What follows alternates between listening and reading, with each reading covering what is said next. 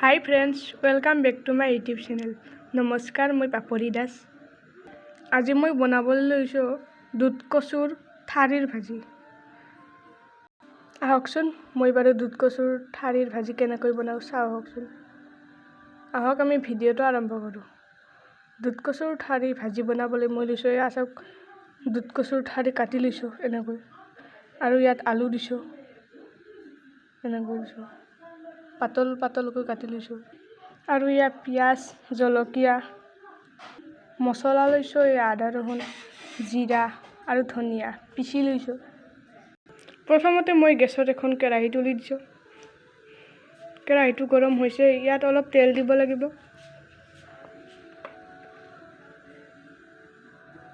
তেলখিনি গৰম হ'লে ইয়াত পিঁয়াজ, জলকীয়া দি দিম।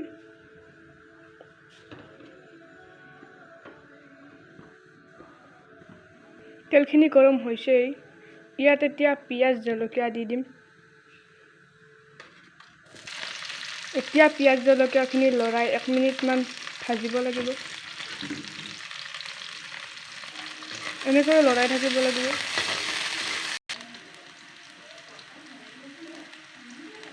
এয়া চাওক, পিঁয়াজ, জলকীয়া ভাজি হৈ গ'ল। এতিয়া ইয়াত কচু আৰু আলুখিনি দি দিম। কচু আৰু আলুখিনি দি দিলোঁ। এতিয়া ইয়াক লৰাই থাকিব লাগিব।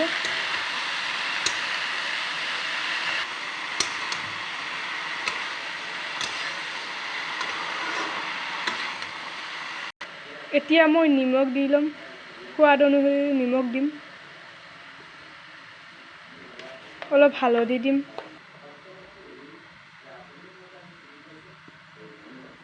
আৰু লৰাই থাকিব লাগিব। এনেকৈ 2 মিনিটমান লৰাই থাকি ঢাকনিখন দি দিম।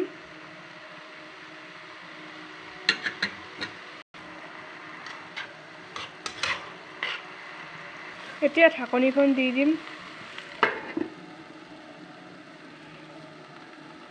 ঢাকনিখন 5 মিনিটৰ কাৰণে দি দিম। 5 মিনিট হৈ গ'ল। এতিয়া ঢাকনিখন গুচাই দিম।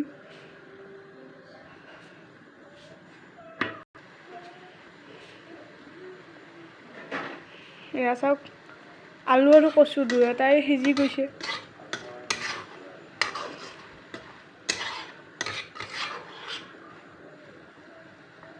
এতিয়া অলপ লৰাই মছলাখিনি দি দিম। প্ৰথমতে মই আদা ৰহুনখিনি দি দিম।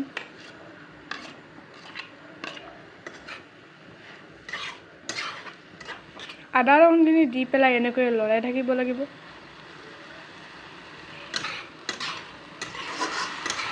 এনেকৈয়ে 5 মিনিটমান লৰাই থাকিব লাগিব।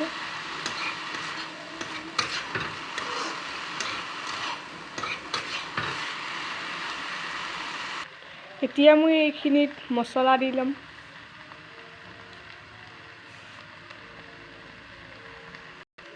প্ৰথমতে আমি আদা ৰহুনখিনি দি লৈছিলোঁ, কিন্তু জিৰাখিনি এতিয়া দিম।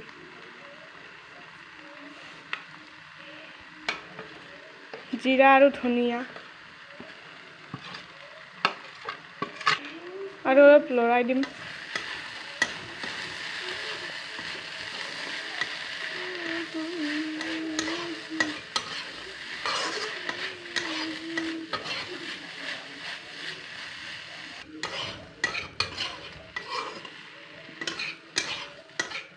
এনেকৈ অলপ সময় লৰাই পেলাই আমি অলপ পানী দিম। এতিয়া অলপ ইয়াত মই পানী দিম, বেছিকৈ নিদিওঁ, অলপ দিছোঁ।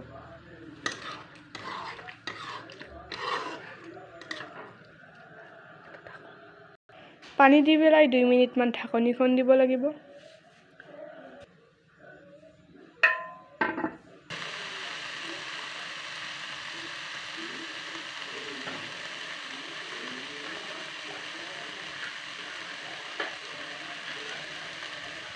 ভাজি প্ৰায় হ'লেই, আৰু অলপ আছে।